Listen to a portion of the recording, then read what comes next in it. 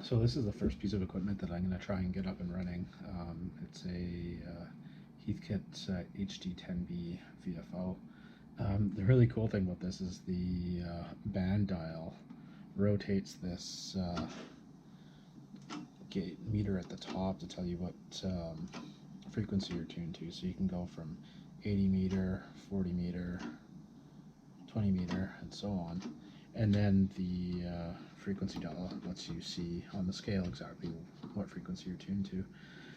The tricky part with getting this thing up and running, it is hooked up to Halcrafter's radio that I have as well, but this is the connector here that you use to connect it up to the radio, and you have to send over filament voltage, B plus, and a key signal to it as well. So B plus is a pretty high voltage, and depending on what B plus is from your radio, there's a dropping resistor that needs to be put in place inside the VFO. So I'm not sure what B plus voltage it's tuned to or configured for right now, but I'm going to tear into it and also power up the old radio and just see what kind of B plus voltage it's providing.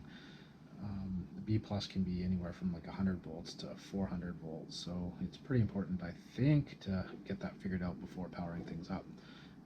Anyways, that's the first little clip on this video, and again, there's that cool little rotating scale. So I got the bottom of this thing off, and you can see there's the octal connector coming in through this gray cable here, and you can see it's terminated onto this strip here. There's a 15K coming in, and there's a tube socket there. So this is the dropping resistor.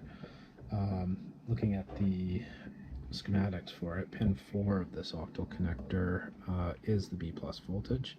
So just to confirm, we'll go in B plus, and indeed that's where it's coming in. Let's try again. Okay, so we go now to pin 2,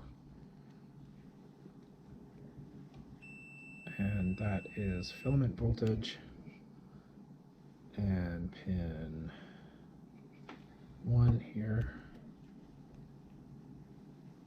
should be ground, so that's ground, and pin 8, let's see, got lost, pin 8 here. It's actually easy to see which pins are used because whoever soldered it, likely my grandpa or uncle, filled the pins right up with solder. So, and that's the key signal there. So yeah, looks like we got a 15K dropping resistor here. So let's back to the manual now to see what that sets for B plus voltage.